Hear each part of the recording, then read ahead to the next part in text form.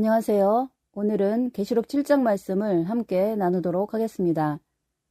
하나님의 구원 역사는 항상 사람들을 통해서 이루어져 왔고 또 사람들을 통해 파멸에 이르기도 했습니다. 아담의 에덴 동산에서의 추방이 그랬고 노아 홍수의 파멸이 그랬고 이스라엘의 바벨론 포로 사건이나 예수님 이후에 이스라엘의 파멸이 그랬습니다. 사람들은 굳이 그렇게까지 무시무시하게 파멸에 이르게 해야 하는가에 대해 항상 하나님에게 너무 잔인하고 독선적인 프레임을 씌우려고 하지만 그것은 하나님께서 세우시려는 나라에는 사단이라는 존재에 상상 불가할 정도의 잔혹한 방해 공작이 개입되어 있다는 사실과 인간의 죄에 물든 속성이 이 사단의 속임수에 너무 쉽게 동화되는 특성이 있다는 사실을 알지 못한 채 지극히 인간 편의적인 생각 때문에 그런 투정 아닌 투정을 부리는 것입니다.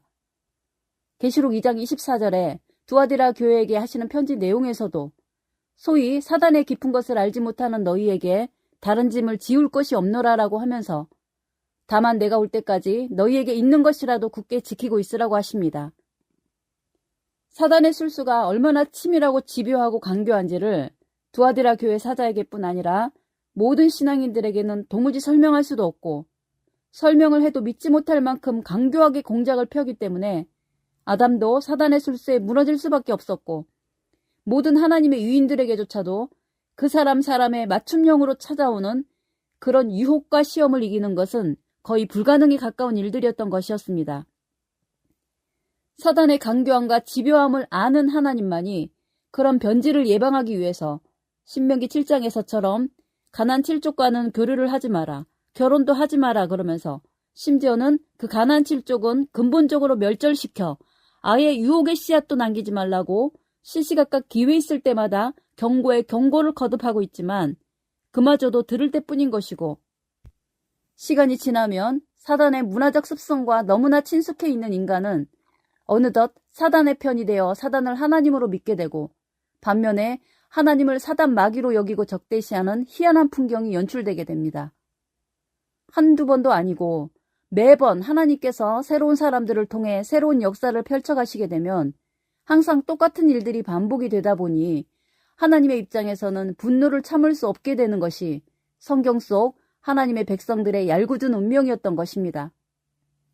예수님은 이 땅에 오셔서 서기관과 바리새인들을 향하여 니들이 하나님으로 믿고 있는 그 대상은 사실은 사단마귀라고 밝혀주지만 서기관 바리새인들은 그런 예수님을 사단으로 보고 십자가에 못 박아 죽여버리지 않았습니까? 그런 현실은 신약시대 교회들에게서도 다를 수가 없었고 2000년의 교회사는 그런 타락해가는 교회들의 모습을 적나라하게 볼 수 있었던 것입니다. 대한민국 교회는 그나마 마지막 시대를 위한 최후의 보루 같은 역할의 사명을 위해 7, 80년대의 강권적인 성령의 역사에 의해 특별한 은총을 입어 이만큼이라도 유지해왔지만 그렇다고 그런 타락의 본성이 다를 수 없는 교회였기에 시대적 흐름을 거스를 수 없는 대한민국 교회의 타락은 그야말로 이 시대의 최후의 방어선이 무너지는 것과 같은 비통함으로 하나님은 한국교회를 바라보고 계시다는 것을 알아야 하는 것입니다. 그야말로 예레미야가 마지막 예루살렘이 멸망해가는 모습을 보고 비통에 젖은 심령으로 눈알이 눈 속에서 썩을 정도로 슬퍼하고 애통할 수밖에 없었던 그런 심정이라 해야 할 것입니다. 뜨거웠던 묵시의 말씀의 영광과 감동은 사라져버리고 계시록 6장에서처럼 점점 백마와 홍마, 흑마들 같은 그런 천군 천사들로 옥죄어오는 하나님의 진노와 심판의 재앙 앞에 속수무책으로 무너져가는 모습은 그냥 바라볼 수밖에 없는 불가항력 그 자체인 것입니다. 떠나가시는 하나님의 뒷모습은 냉정하고 단호하시지만 교회들은 여전히 대형교회라는 허울 좋은 껍데기에 취해 있기를 즐기고 그 엄청난 시설들에서 풍기는 위엄과 영광들을 대리만족하면서 자족하려는 안일함이 더욱더 잔혹한 심판을 부르는 행위들인지 상상도 하지 못하고 살아가는 모습들인 것입니다. 오늘은 6장에서 7인 중에서 6개의 인을 떼시는 심판이 진행되는 와중에 마지막 하나의 인을 남겨둔 채로 이 절체절명의 순간에 그래도 새로운 희망의 씨앗을 심으려는 하나님의 노력을 보여주는 것이 6장의 분위기와는 사뭇 다른 새로운 분위기를 자아내는 내용으로 7장의 내용이 펼쳐지는 것을 볼 수 있는 것입니다. 그리고는 8장, 9장으로 이어지면서 연이은 못다한 심판과 재앙을 계속 쏟아가시는 장면을 연출하고 있는 것입니다. 계시록 7장에서는 우리가 잘 알고 있듯이 14만 4천이라는 숫자가 등장하다 보니 이 숫자에 대한 논란만 집중하다 보니 7장이 전하려고 하는 진정한 강조점은 놓치는 경향들이 많은 것입니다. 우선은 7장에서 소개하려는 분위기는 계시록 6장까지에서의 교회들에 대한 하나님의 진노와 심판의 내용에서 하나님의 구원 역사의 방편으로서의 교회들의 기능이 영원히 종결되면서 촛대가 옮겨질 수밖에 없는 절망으로 치달을 수밖에 없는 시대적 상황 속에서도 하나님의 구원 역사는 또 다른 방식으로 예배두고 계시다는 것을 알리려고 하시는 것입니다. 문제는 이제는 더 이상 교회라는 이름이 아닌 다른 이름, 곧 계시록 2장 3장에서 이기는 자에게 약속하시는 축복 중에서 새 이름에 해당하는 새로운 구원의 방편의 길을 열어갈 것이라는 것을 알려주려는 것입니다. 버가모 교회에 약속한 흰 돌에 새겨진 새 이름이라는 말씀이 있고 빌라델비아 교회에게 약속하는 하늘에서 내려오는 새 예루살렘의 이름과 나의 새 이름이라는 말씀이 나옵니다.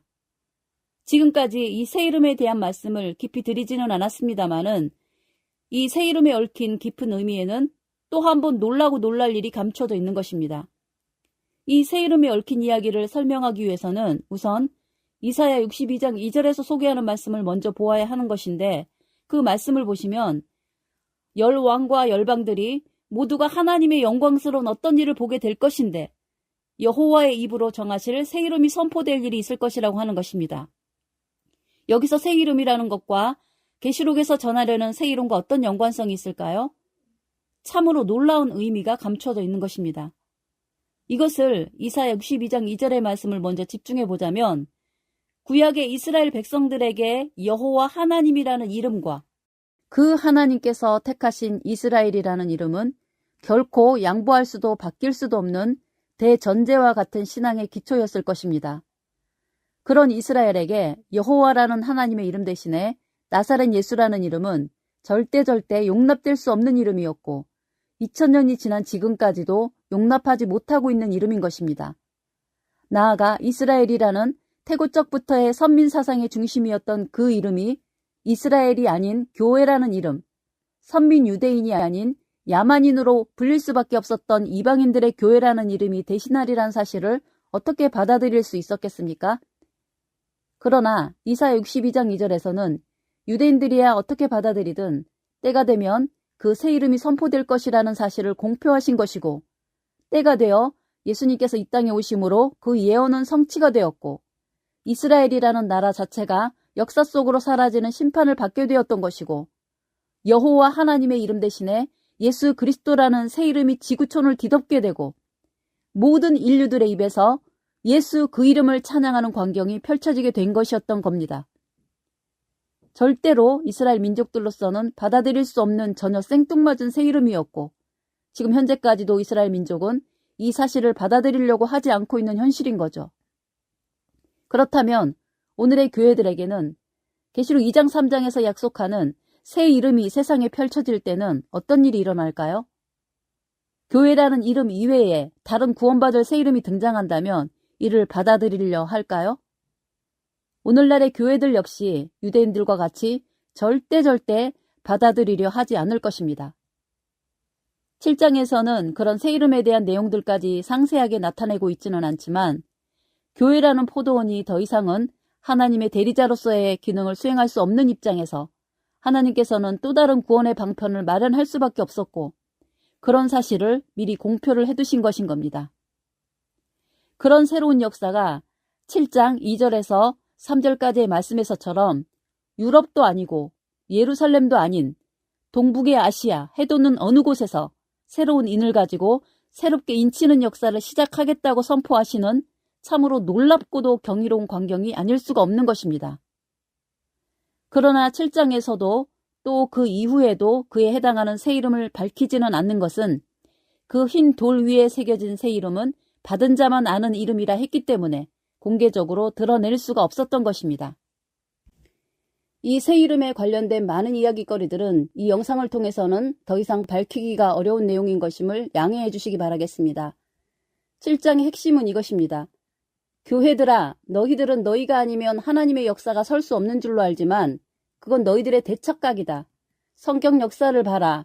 항상 먼저 택했던 선민이 타락하고 무너지면 새로운 역사를 펼칠 새로운 사람이 등장했듯이 너희들도 그런 오류에 빠지고 오만함과 자만심에 젖어 살게 되면 나는 언제든지 촛대를 옮겨 너희가 아닌 다른 사람을 통해서 새로운 역사를 꾸려갈 것이다 라고 메시지를 던지는 것입니다.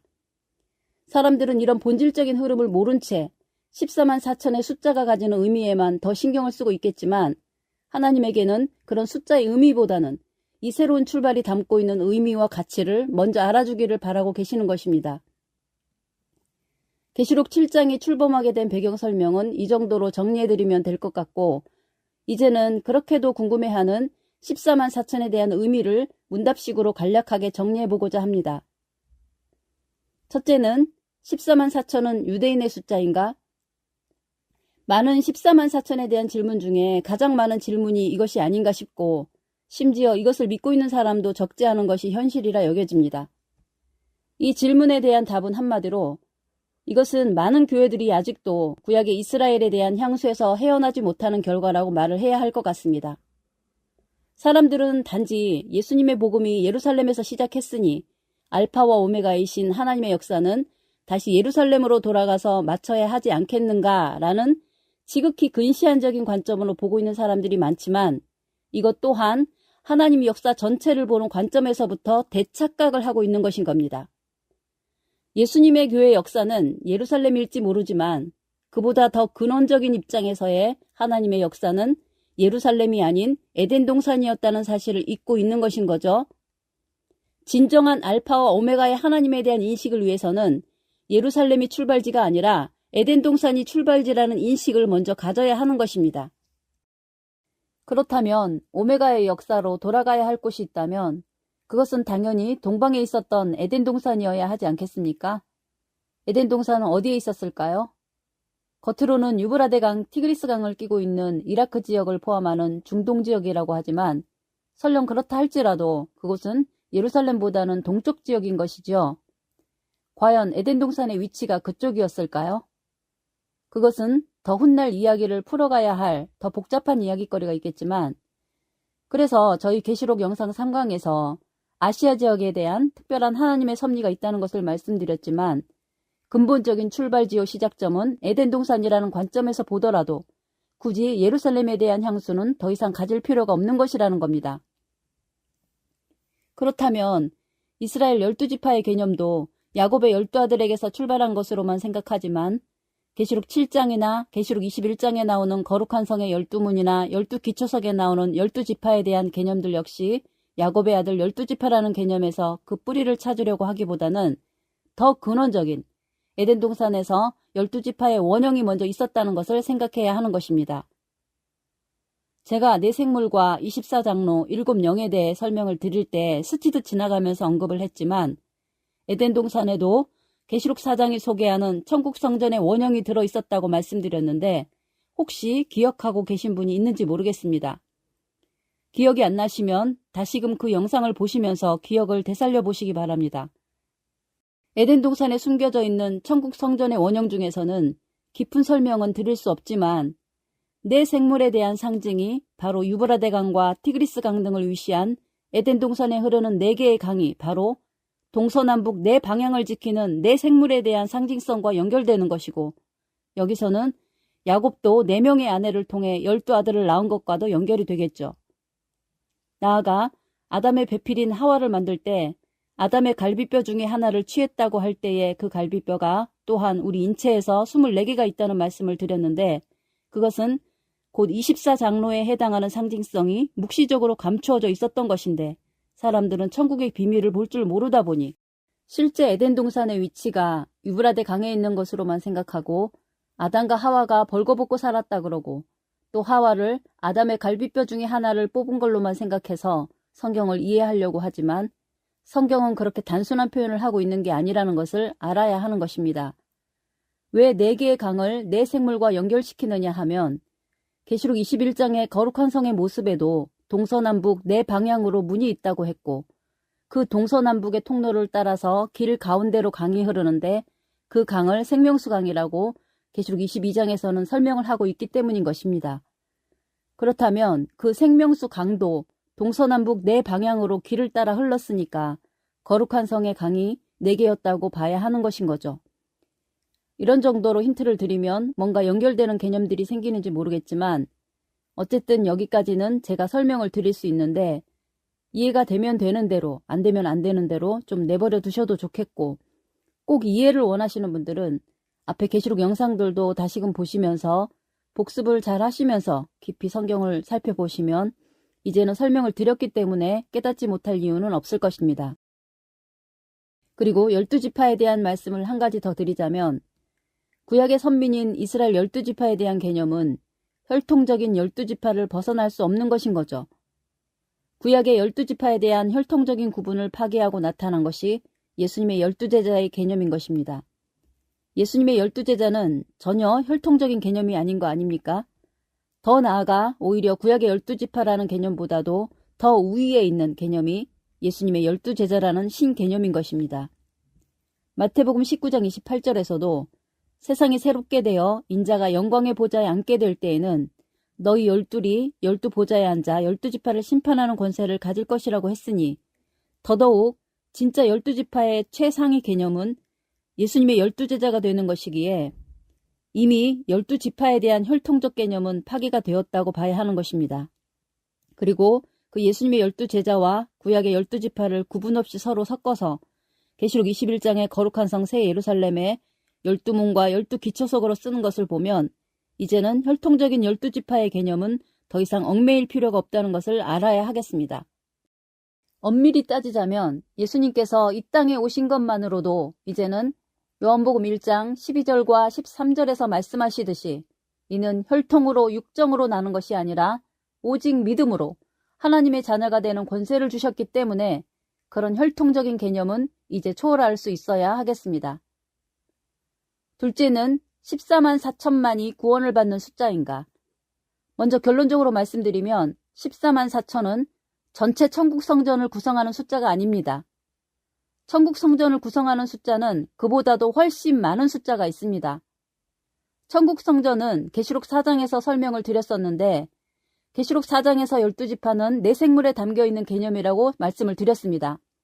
그러기에 내생물들 말고도 7영이나 24장로 같은 영들뿐 아니라 그 보좌 가운데와 그 주변에 많은 눈들이 있다고 했고 그 많은 눈들은 천사들을 포함하는 구원받은 모든 영혼들까지 포함하는 의미이기 때문에 12지파로 확정된 14만 4천 외에도 많은 천군 천사들이 있다는 것을 알아야 할 것입니다. 그리고 계시록 7장에서도 12지파 14만 4천이 구성되고 나면 7장 9절 이후에 보시면 셀 수 없는 많은 흰옷 입은 무리들도 있기 때문에 결코 14만 4천은 구원받는 모든 사람들을 의미하는 것이 아닌 것이 더욱 분명한 것입니다.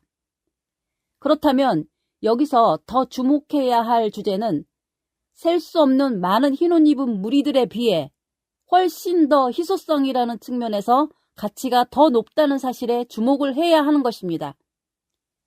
나아가 14만 4천에 대해 계시록 14장에서는 천 열매라는 별칭을 주셨다는 것도 같이 연결을 시켜서 보아야 할 것입니다. 천 열매라는 개념은 구약에서 즐겨 사용되던 개념이고 곡식의 개념에서뿐 아니라 성경 정신에서 중요하게 강조되고 있는 아버지의 재산에 대한 상속권을 가지는 장자 중심의 사상들로 결부되는 개념들인 것입니다. 천 열매는 곡식이든 사람이든 모두 구별해서 하나님께 드려야 했던 것인 거죠. 모든 이스라엘 백성들이 있지만 특별히 장자들에 대한 지위와 장자가 가지는 특별한 특권을 깊이 연동해서 하나님의 축복으로 연결된다면 장자권에 대한 특별한 축복의 의미와 가치를 깊게 와 닿으리라 믿어집니다. 그래서 히브리서 12장 23절 전후를 보시면 장자들의 총회라는 용어를 쓰는데 그 장자들의 총회가 있는 곳을 시온산이라고 하고 거룩한 하나님의 도성이라고까지 표현을 한 것을 참고한다면 이 14만 4천을 향하신 하나님의 특별한 계획과 축복을 이해하셔야 하는 것입니다. 이런 말씀의 깊이를 모르시면 하나님께서 우리에게 전하시려는 큰 감동은 절대 잡을 수가 없는 것입니다. 신앙인이 성경을 모르면 무엇을 믿어야 하는지, 무엇을 귀하게 여겨야 하고 무엇을 더 사모해야 하는지를 어떻게 알겠습니까? 아무것도 모르고 교회만 왔다 갔다 하면서 그냥 천국만 갈 수 있으면 좋겠다는 뜬구름 잡는 식의 신앙은 결코 하나님께서 원하시는 신앙이 아니라는 것을 알아야 하는 것입니다. 시간 관계상 또는 사람들의 수준 관계상 이 정도로만 말씀드리는 것을 양해하시고 각자의 신앙을 따라 더 깊은 하나님의 세계로 나아가기를 원하시는 분들은 더 깊은 공부와 연구와 묵상의 삶으로 나아가시기를 바라겠습니다. 말씀의 깊은 감동은 사모하는 사람만이 받을 수 있는 하나님께서 주실 수 있는 최대의 축복의 방편임을 자각하시길 바랍니다. 세 번째, 14만 4천은 실제 수인가 상징 수인가?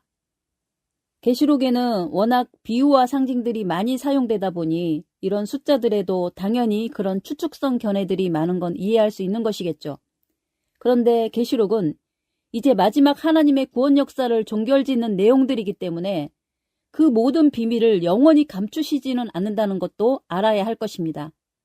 그래서 계시록의 비밀마저도 남김없이 알려주시려고 이렇게 요한계시록이라는 책으로까지 기록해서 남겨주신 것 아니겠습니까? 우선은 계시록 4장에 나오는 천국 성전의 골격이 되는 24장로나 내생물이나 7영에 대한 이런 숫자들부터 먼저 생각을 해본다면 이런 숫자들은 이미 천국 성전의 모형으로 주신 성막에 그대로 대칭이 되도록 만들어준 것을 통해 다 설명해 주셨다고 했습니다. 이런 숫자들은 천국 성전의 골격에 해당하는 숫자들이기 때문에 있는 그대로의 숫자로 보아야 하지 않겠습니까? 예를 들면 우리나라를 통치하는 조직 구성도로 대통령을 중심으로 7, 8명의 수석 비서관이 있고 18개 정도의 각 부서 장관들이 있고 특별시 광역시를 포함해서 83개의 시가 있고 300명의 국회의원이 입법기관으로 구성이 되어 나라를 운영한다고 소개를 했다면 그 숫자까지 무슨 암호가 있을까 추측하고 온갖 상상을 더한다면 오버센스가 아닐까요? 어차피 그런 숫자를 안다고 해서 천국의 기밀이 다 누설되는 것도 아닌데 말이죠. 이런 정도는 또 알려줘야 천국을 가야 할 우리 하나님의 백성들도 천국에 대해 기본적인 이해를 하고 천국을 갈 준비를 할 수 있는 것이기도 하고 말이죠. 우리가 천국을 너무 피상적으로만 생각하는 습관이 배어있기 때문에 자꾸만 애매하게 생각하고 뭔가 더 신비로운 뭔가가 있어야 할 것 같은 마음으로 자꾸만 뭔가 여지를 더 두려는 습관이 배어있는 것이기도 할 것입니다. 이런 것을 예수님께서 가르쳐 주신 주기도문에 담아놓은 원리로 이해해 본다면 뜻이 하늘에서 이룬 것 같이 땅에서도 이루어지이다 기도한 부분에서 볼 수 있는 것처럼 하늘에 있는 숫자나 모형들이 이 땅에 그대로 있어진 원리를 생각한다면 하늘에 있는 것을 통해 땅에 있는 모양을 짐작할 수 있을 것이고 반대로 땅에 있는 것을 통해 하늘에 있는 모양을 알 수가 있는 것일 겁니다. 그렇다면 하늘에 14만 4천의 무리가 있었다면 땅에서도 그런 숫자의 무리가 있다고 봐야 할 것이고 반대로 땅에 그런 14만 4천의 무리가 있다면 하늘에도 그런 무리들이 구성되어 있다는 것을 짐작해 볼 수 있는 것이겠죠. 그리고 한 가지 더, 이 14만 4천이 천국에서 어떤 역할을 수행하는지를 이해한다면 이 숫자를 좀 더 다른 각도에서 이해할 수 있지 않을까 하는 마음으로 보충 설명을 하도록 하겠습니다. 앞서 말씀드린 것처럼 계시록 14장에서는 이 14만 4천의 숫자를 천 열매라고 표현을 하고 있다고 했습니다. 천 열매는 곧 사람으로 비유하자면 장자, 곧 각 집안의 장손들이라고 해야 하겠죠. 이스라엘 12지파라는 개념도 전체 지파마다의 장손이 그 지파를 대표할 것이고 그 지파를 따라 각 집안마다의 장남들도 있지 않겠습니까? 이 집안의 계보대로 이스라엘이 제비를 뽑아야 할 일이 생길 때마다 그렇게 대표들이 나와 제비를 뽑은 일들이 많았죠. 국가의 장소는 대통령이고 시와 도의 장자는 시장과 도지사이라면 문화비유에서 본 것처럼 10고을 권세자, 5고을 권세자들 또한 각 고을의 장자여 치리자라 할 수 있을 것입니다. 그러면 이런 무리들이 계시록 20장 4절에서 소개하는 그리스도와 함께 첫째 부활에 참여할 무리들이 있고 그리고 그 무리들을 일컬어 그리스도로 더불어 1000년 동안 왕노릇할 사람들이 있다는데 혹시나 이 무리와 연결된 의미는 아닐까요? 물론 여기에서는 하나님의 이름을 위해 목뱀을 받은 순교자들과 함께한다는 조건이 붙기는 했지만 어쨌든 이 무리들은 천국 성전의 왕권 반열에 속하는 사람들이라면 아주 특별한 계층의 축복받은 사람들이라는 것을 짐작할 수 있을 것입니다. 천국에 무슨 왕들이 14만 4천 명이나 있을까 싶습니까? 물론 천국의 규모가 작다면 이것은 아주 많은 숫자이겠지만 천국의 규모가 아주 크다면 또 다른 문제이겠죠.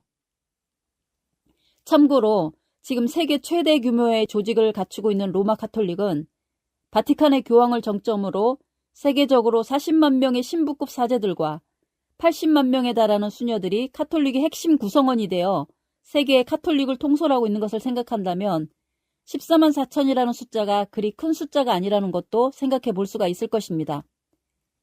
이 지구촌을 하나님의 나라로 또 예수님의 복음을 땅끝까지 전파해서 이 지구촌 전체를 예수님의 제자로 만들어야 한다면 이런 정도의 계획과 청사진은 제시할 수 있어야 그야말로 세계를 경영할 체제를 하나님은 이미 구상하고 계시다는 것을 더 실감할 수 있지 않을까요? 어쨌든 이 14만 4천은 단순한 일개 서민이나 평신도급이 아니라는 것은 보이십니까? 서민들이나 평신도급은 계시록 7장 9절 이후에 나오는 셀 수 없는 흰옷 입은 무리들이 그런 부류에 속한다고 볼 수 있겠지요?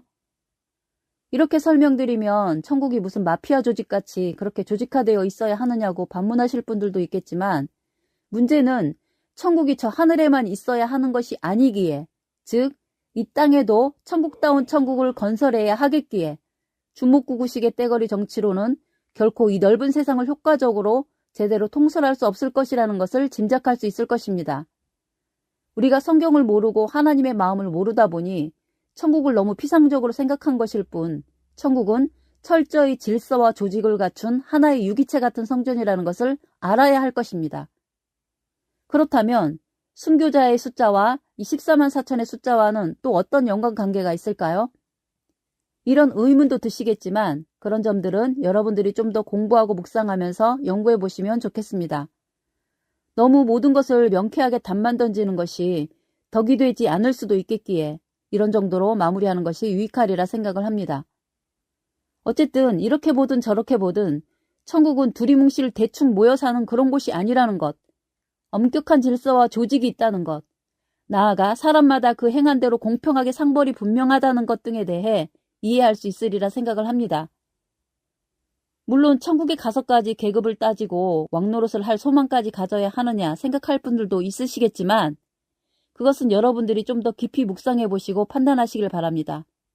문제의 심각성은 한번 왕으로 세워지면 임기가 없는 영원한 왕이 되는 것이고 한번 부직갱이가 되고 간장종지 같은 그릇으로 임명이 되면 영원히 그렇게 살아야 한다는 점을 염두에 두시고 미리 마음을 다져두시기 바랍니다. 아니면 이 꼴 저 꼴 보기 싫어 지옥으로 갈 것인지도 미리 생각해 둬야 하겠죠. 고린도전서 15장 부활장에서도 15장 40절에서 42절까지 보시면 하늘에 속한 자의 영광이 따로 있고 땅에 속한 자의 영광이 따로 있고 해의 영광 다르고 달의 영광 다르고 별들도 서로 영광이 다르다고 표현하셨는데 천국에 대한 성경의 가르침에 다시 한번 주목해 보시고 성경의 가르침에 자기를 맞추어 만들어 가셔야지 자꾸만 자기 기분에 맞춰달라고 떼를 쓰시면 하나님이랑은 같이 살 수가 없는 거 아니겠습니까? 성경 공부는 곧 영원한 미래의 신분을 결정하는 것이기에 좋은 성경, 수준 높은 성경을 가르치는 목자를 잘 만나야지 맨날 유치원 놀이나 하는 그런 목자들 밑에서 배우시면 평생을 가도 배우고 싶은 것은 들어볼 수도 없게 될 것이 아니겠습니까? 세상의 모든 교회의 목자들이 이런 하늘의 가르침을 통해 자기에게 맡겨준 성도들을 가급적 양질의 천국 상급을 받을 수 있도록 가르치는 것이 목자의 기본 사명인 것인데 목자 자신이 이런 천국의 원리를 모르다 보니 맨날 땅의 이야기, 사람들 이야기로 가득 채우면서 사람들 기분만 달래는 목자들로 전락이 되어 있는 이런 현실이 보이신다면 요나단처럼 아버지에 대한 의리를 지키려다가 하나님의 뜻을 방해하는 어리석은 길이 되지 않도록 하셔야 하지 않겠습니까? 한마디만 더 추가하고 이 영상을 마치겠습니다. 이 말세에 우리가 해야 할 가장 중요한 시간은 성경을 공부하는 시간을 확보하는 것입니다. 취미도 건강도 가족도 성경 공부보다 우선할 것은 이 세상에는 없습니다. 온 유튜브를 다 뒤져서라도 이 시대에 필요한 때를 따른 양식을 찾으세요. 못 찾으시면 여러분은 택한 백성이 아닌 것입니다. 진리는 어디엔가 숨쉬고 있고 여러분들을 기다리고 있을 것입니다. 그리고 그 진리를 만나는 순간 여러분들의 이름을 주님께서 불러주실 것입니다. 이 시궁창 같은 난리통 속에서 이 진리 찾느라 정말 고생했다고 어깨 두드리시면서 말이죠. 오늘 여기서 마치겠습니다. 감사합니다.